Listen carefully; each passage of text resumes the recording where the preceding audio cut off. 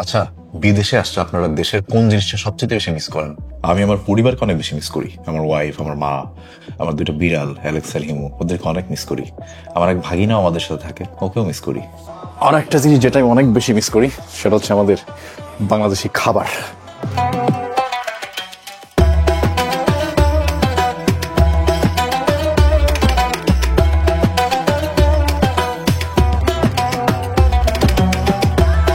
আসসালামু আলাইকুম, সবাই কেমন আছেন? আমি বেশ ভালো আছি, আশা করছি আপনারাও বেশ ভালো আছেন। আর এই মুহূর্তে আমি দাঁড়িয়ে আছি ফটিকছড়িতে, তবে এটা চট্টগ্রামের ফটিকছড়ি নয়। জানাচ্ছি কোথাকার ফটিকছড়িতে আছি, চলেন আগে ভেতরে যাই। মানে সকাল থেকে বাংলা খাবারের ক্রেভিং এত বেশি ছিল, যদিও এখন আছি আমি সংযুক্ত আরব আমিরাতের রাজধানী আবুধাবিতে, তারপরও না খুঁজে খুঁজে ফটিকছড়ি বের করে ফেলছি। তবে চট্টগ্রামে না, আবুধাবিতে। দেখে এখানে খাবার কি আছে, সম্পূর্ণ বাংলাদেশি হোটেল এবং প্রচুর পরিমাণে বাংলা মাছ ভর্তা এখানে পাওয়া যায়। আমি আগেও খেয়েছি এবং টু বি অনেস্ট এমন অনেক মাছ আমি এখানে খেয়েছি যেটা বাংলাদেশে সবসময় অ্যাভেলেবেল থাকে না, কিন্তু এদের কাছে অ্যাভেলেবেল থাকে। আজকে দেখবো কি কি আছে আর কি কি খাওয়া যায়। আপনাকে বলেন আছে কি কি আজকে অ্যাভেলেবেল? মাছ কি কি আসছে? মাছের মধ্যে রুই মাছ আছে, রূপচাঁদা মাছ আছে, চিংড়ি মাছ আছে, রুই মাছ, রূপচাঁদা, তেলাপিয়া, চিংড়ি আর শিমের বিচি দিয়ে শিং মাছ, শিমের ভিতর দিয়ে শিং মাছ, কাসকি মাছও আছে। বললাম না এখানে আমি অনেকবার আসছি যে এমন এমন মাছ খাই যেটা দেশে সবসময় অ্যাভেলেবেল থাকে না। আচ্ছা, আর মাংসের ভিতরে? মাংসের ভিতরে বিফ আছে, চিকেন আছে, মটন আছে, ফ্রাই আছে, বিফ ফ্রাই বললেন নাকি? কালাভুনাটা কালাভুনা একটা নেওয়া যায়। আর আমরা আজকে মাছের আর ভর্তার আইটেম বেশি ট্রাই করতে চাচ্ছি। ভর্তা যে যা ভর্তা ভাজি যা আছে সবগুলো একটা একটা করে দেন, ভাত দেন সবার জন্য। আমি বলেছি কাচকি, শিমের বিচি দিয়ে শিং মাছ, রুই মাছের মাথা, একটা রূপচাঁদা, ভর্তা ভাজি যে কয় পদ আছে, আর হ্যাঁ আর হচ্ছে একটা কালাভুনা। আর কি আছে গরুর আইটেম? আইটেম অর্ডার দিচ্ছি আমরা হচ্ছে 4 ধরনের মাছ। সেখানে রুই মাছতে একটা মাথা বললো বড় আছে ওইটা, রূপচাঁদা, শিমের বিচি দিয়ে শিং মাছ। শিমের বিচি দিয়ে মাছ তো আসলে চট্টগ্রাম কক্সবাজার ওই দিককার লোকজন একটু বেশি পছন্দ করে, সো ওইটা এখানে থাকবে যেহেতু ফটিকছড়ি রেস্টুরেন্টের নাম, তো ওটা ছিল, ওটা নিয়েছি। আপনাদেরকে দেখাই যে বিদেশের মাটিতে বসে কি ধরনের বাংলা খাবার খাচ্ছি। এই যে আমাদের পাতলা ডাল, পাতলা ডালটা একেবারেও পাতলা না, মোটামুটি একদম দেশি স্টাইলে শুকনা মরিচ আর সরিষার তেল দিয়ে আলু ভর্তা। এটা একটা নর্মাল সবজি রান্না করা। এখানে মনে হয় লাউ আছে, টমেটো আছে, কুমড়া আছে, হ্যাঁ আই থিঙ্ক এগুলোই আছে। আর এটা কি জিজিঙ্গা, এটা মনে হয় ধুন্দল অথবা চিচিঙ্গা হবে, নট শিওর। এটা হচ্ছে কলমি শাক ভাজা। এইদিকে আছে রূপচাঁদা মাছটা ঝোল করা, সাথে একটু পটল নাকি দেয়, চিচিঙ্গা অথবা পটল। এখানে হচ্ছে রুই মাছ, রুই মাছের একটা মাথা। আর এদিকে নিয়েছি কাচকি মাছ, আর এটা হচ্ছে গরু নর্মাল ভুনা, এটা হচ্ছে কালা ভুনা, এটা হচ্ছে কালা ভুনা। আর এইখানে হচ্ছে শিমের বিচি দিয়ে শিং মাছ রান্না করা। রুই মাছের মাথা দিয়ে 14 দেড়হাম, রূপচাঁদা মাছ দিয়ে হচ্ছে 12, শিং কেসকি মাছ দিয়ে হচ্ছে 10, গরু মাংস দিয়ে হচ্ছে 10, বিফ ফ্রাই দিয়ে হচ্ছে 12, এটা দিয়ে হচ্ছে 14 শিং মাছ দিয়ে। আর এগুলো এমনি তো আপনার তো ভাতের সাথে আছে। আপনাদের এখানে যদি কেউ তরকারি কিনে স্যার 10 দিরহাম দিয়ে গরুর মাংস নিল, এর সাথে কি ভাত পায়? জি ভাই। মানে ঠিক আছে, থ্যাংক ইউ ভাই। একটা ইন্টারেস্টিং ব্যাপার দেখেন, এটা শুধু ওনাদের এখানে না, আমি মিডল ইস্টের যে কোনো বাংলা হোটেলে খেয়েছি, তরকারি যে দামটা নিবে ধরেন 10 দিরহাম 8 দিরহাম ওইটাই, এরপরে যে ভাতটা পাবেন এটা এর সাথে ইনক্লুডেড, এবং ভর্তা, ডাল, আমরা অনেকগুলো আইটেম নিয়েছি, এগুলো আমাদেরকে সাথে ইনক্লুড করে দিয়েছে, আই মিন কমপ্লিমেন্টারি আর কি। তো চলেন বেশি দেরি করবো না, খাওয়াটা শুরু করব। আর আমি না শুরু করতে চাই সবজি দিয়ে, কারণ এটাই সবচাইতে একদম প্লেন আইটেম মনে হচ্ছে, মানে এখানে মশলা টসলা এরকম দেখাই যাচ্ছে না। অল্প করে একটু নিয়ে নিই। সবজিটা রান্না করা এমনভাবে, সবজি তো আছেই, আমরা একটু ঝোল ঝোলও আছে, মানে একদম শুকনা সবজি আমরা যেরকম খাই ওরকম না। চলেন সবজি দিয়ে বিসমিল্লাহ করা যাক। বিসমিল্লাহ। মানে সেদ্ধ সবজি রান্না করলে যেমন হয় নর্মাল সেদ্ধ, ওনারা মনে হয় একটু ধনেপাতা আর জাস্ট একটু মরিচ আর লবণ দিচ্ছে, আর কোনো কিছু অ্যাড করেনি, একদমই সেদ্ধ। যাদের ভারী খাবার খাইলে প্রবলেম হয় তাদের জন্যই খাবার, আর রোগীদের খাওয়ায় যে ধরনের সবজি ওই টাইপের। আলু ভর্তা দুটো ট্রাই করতেই হবে। শুকনা মরিচ দিয়ে আলু ভর্তা করছে, কিন্তু তারপরেও আলু ভর্তাটাই দেখেন মানে একটা সাদা সাদা ফ্লেভার রয়ে গেছে, লাল লাল হয়নি। আমাদের তো শুকনা মরিচ দিলে একদম লাল টুকটুকে হয়ে যায়, কিন্তু এখানে ওইটা হয়নি। আলুটা বেশি আঠা আঠা, মানে আমি মাখাচ্ছি যে হাতের থেকে ছুটতেছে না। খাওয়া যাক। আলু ভর্তাটা অনেক মজা। এক হচ্ছে দেশের বাইরে এসে খাচ্ছি, যার কারণে মনে হচ্ছে যে বাংলা খাবার মুখে দিয়ে ভালো লাগতেছে। আরেকটা হচ্ছে জেনুইনলি ওই শুকনো মরিচের ফ্লেভার, হালকা সরিষার তেলের ফ্লেভার আছে, তো খেতে খুব ভালো লাগতেছে। আর এটা হচ্ছে ওনাদের কলমি শাক, এটা ভাজি করা। ওনারা এটাও একটু ঝোল ঝোল রেখে দিয়েছে, দেখেন এই যে ভেতরে একটু ঝোল ঝোল আছে, শুকনা মরিচ আর পেঁয়াজ। কলমি শাকটা আমি একটু অল্প নেই, মানে আমার অত ফেভারিট না কলমি শাক। আমার শাকের ভেতরে ভালো লাগে হচ্ছে লাল শাক, পালং শাক, এগুলো অনেক পছন্দ। ইভেন কুমড়োর যে শাকটা হয় না, কুমড়ো শাকও মজা লাগে।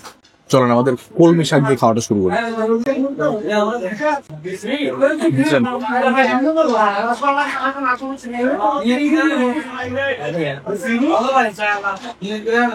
আপনি যে বাংলাদেশি রেস্টুরেন্টে আসছেন দেশের বাইরে, বুঝবেন কিভাবে জানেন?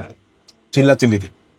কোথাও গিয়ে বাঙালি চুপ থাকতে পারে না, শান্ত থাকতে পারে না, এটা সত্য। কিন্তু মানে আমি আবুধাবিতে আমি অনেক রেস্টুরেন্টে খেয়েছি, মানে এখানে অনেক আসা হয়েছে আমার, কোথাও আমি দেখি নাই যে একদম গম গম পরিবেশ থাকে, লোক ভর্তি থাকে, তারপরে কেমন একটা শান্ত ভাব থাকে।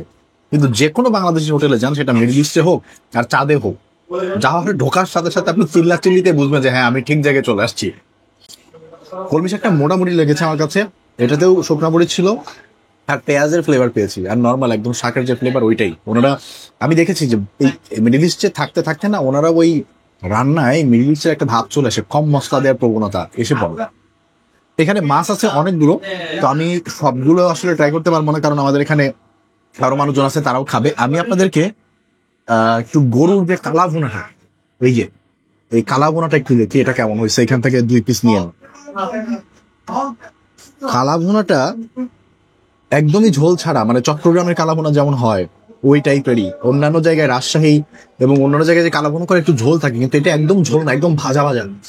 কালা ভুনাটা একটু দেখেন, মাংসটা একদম এই দেখেন কত সফট, আর এইটা কোনো ঝোল পাবেন না, এই মাংসের গায়ের সাথে যে মশলা লেগে থাকবে ওইটা দিয়ে মাখাইতে হবে, অথবা মাংস এরকম হাত দিয়ে চাপ দিয়ে নিয়ে মাংস দিয়ে মাখাই নিবেন। এটাই হচ্ছে এখানকার ফ্লেভার, আর কিছু নাই। দেখি কালাভুনাটা কি অবস্থা, অথেন্টিক কালাভুনার স্টাইলে রান্না করা, তো ওই হিসাবে দেখে ভালো লাগতেছে। খেয়ে কেমন লাগে দেখা যায়।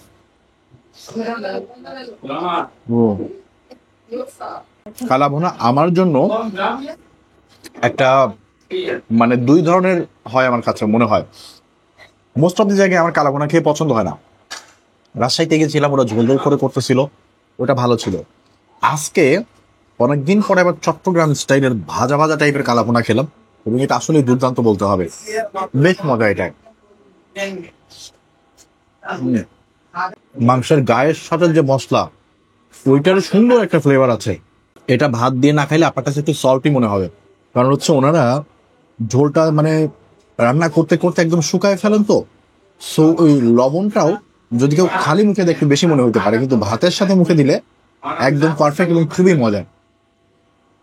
এটা হচ্ছে কাসকি মাছ, সো আমি এইটা একটু অল্প নিব। কাসকি মাছ সবসময় চচ্চড়ি খেয়েছি, কিন্তু ওনারা এটাতেও একটু ঝোল ঝোল রাখছে, সাথে আবার একটু টমেটো দিচ্ছে দেখতেছি। এই কাসকিটা কেমন, এটা ঝোল ঝোল রাখলেও আর তেমন মশলা নাই, কিন্তু খেতে বেশ মজা। সিম্পল টাইপের রান্না করছে, যে কেউ খেতে পারবে। এটা আমার মনে হয় এখানকার যারা বাইরের লোকজন আছে এরাও খেতে পারবে, এদের কাছে মনে হবে খারাপ লাগতেছে না, কারণ একদমই মশলা নাই বললেই চলে, কিন্তু শুধু একটা ফ্লেভার কেন যেন বের করছে না। এখানে আছে হচ্ছে ওনাদের শিমের বিচি দিয়ে এই যে শিং মাছ, এটা রান্নাটা একটু দেখাই। শিমের বিচি, টমেটো, আর এখানে 4 পিস হচ্ছে শিং মাছ ছিল। এটা কত যেন বললো, 10 না 12 দিরহাম বলেছে। উনি যে প্রাইসটা বলেছে সব কিন্তু দিরহামে, বাংলাদেশি টাকায় আবার 10-12 টাকা ভাবেন না। 10 দিরহাম মিনস আপনার বাংলাদেশি টাকায় প্রায় 340 টাকা। সো দাম আবুধাবিতে দামটা একটু বেশি হবেই দেশের তুলনায়, তারপরে খুব আহামরি বেশি না। দেশেও মনে হয় এরকম 4 পিস শিং মাছ খেতে গেলে ওই 300 টাকার উপরেই নিত। চলেন একটু খাওয়া যাক। চট্টগ্রাম কক্সবাজারে যারা আছেন আগেই ক্ষমা চাচ্ছি, এই শিমের বিচি দিয়ে রান্না করা খাবার চট্টগ্রাম এবং কক্সবাজারের মানুষের একটা ইমোশনের মতো। আমি দেখেছি বেশ কিছু খাবার আছে যেগুলো ওনারা শিমের বিচি দিয়ে রান্না করেন, এবং শিমের বিচি দিয়ে রান্না হচ্ছে শুনলে মানে তাদের আবেগ ধরে রাখা অসম্ভব হয়ে পড়ে। কিন্তু টু বি অনেস্ট, আমার কাছে শিমের বিচি দিয়ে শুধুমাত্র খাসির মাংস অথবা মুরগির মাংস রান্না করলে ভালো লাগে, মাছ আমার কাছে সেরকম কখনোই ভালো লাগে না, আজকেরটাও লাগতেছে না। কিন্তু আমি জানি এটা অনেকেই পছন্দ করেন, আমি বলছি না আপনাদের পছন্দ খারাপ, আমার সাথে সাথে এটা যাচ্ছে না এই আর কি। এখনো পর্যন্ত যে কটা আইটেম খেলাম দেশের বাইরে খাওয়ার কারণে এবং বেশ ক্ষুধার্ত, তো এটা একটা রিজন হইতে পারে যে আমার কাছে বেশ ভালো লাগতেছে। তবে টু বি অনেস্ট আমাদের কালাভুনাটা খুবই মজার, অসাধারণ খেতে। আর বাকি আইটেমগুলো ঠিকঠাক বলতে পারেন না, আমার কাছে ঠিকঠাক মনে হচ্ছে, কারো কাছে অনেক ভালো লাগতে পারে, কিন্তু খারাপ হয়তো খুব বেশি মানুষের কাছে লাগবে না। এটা যেটা নিচ্ছি এটা হচ্ছে রূপচাঁদা মাছের ঝোল, আর রান্না করছে প্রচুর পরিমাণে পেঁয়াজ আছে। এটা কি ভাই চিচিঙ্গা না পটল? চিচিঙ্গা, হ্যাঁ লম্বা তো চিচিঙ্গার মতোই লাগতেছিল। একটু রূপচাঁদা নিয়ে নিই, দেখা যায় রূপচাঁদার মাছের ঝোলটা আগে একটু খাই। রূপচাঁদার মধ্যে ঝোলটা একদম মানে বাড়িতে যেরকম মাছ রান্না করা হয় না সবজি দিয়ে, ওই টাইপের হয়েছে। মাছটা মনে হয় বেশ কয়েকদিন ফ্রিজে ছিল, তো শুধু মাছটাই ওই ফ্রেশনেসটা নাই। ওদের আরেকটা আইটেম আছে লাল ভুনা, তারপর ডালটা রয়ে গেছে, ডালটা আমি এখনো খাই নাই। আর ওনারা না এই যে এটা রায়তা এটা বানায় দেয়, এটা নর্মাল যে রায়তা ইন্ডিয়ানটা বানায় ওইটার থেকে আমার কাছে একটু বেটার মনে হয়েছে। ওনারা গাজর দেয়, শশা দেয় এবং বেশ ঘন করে রায়তাটা বানায়, খেতে সালাদের মতো লাগে, বেশ মজা। আর এই যে এটা হচ্ছে আমাদের লাল ভুনা। লাল ভুনা মানে ওনারা বলে হচ্ছে নর্মাল গরুর মাংস যেটা আর কি, সে এখান থেকে এক পিস নিয়ে দেখি খাওয়া যায়। লাল ভুনাটাও খেতে ঠিকঠাক, কিন্তু ওই কালা ভুনার সাথে পারবে না। কালা ভুনাটা ছিল খুবই দুর্দান্ত, আর এখানে ঝাল টাল মশলা লাল ভুনাতে একদম কম, কাঁচামরিচ দিয়ে খাই।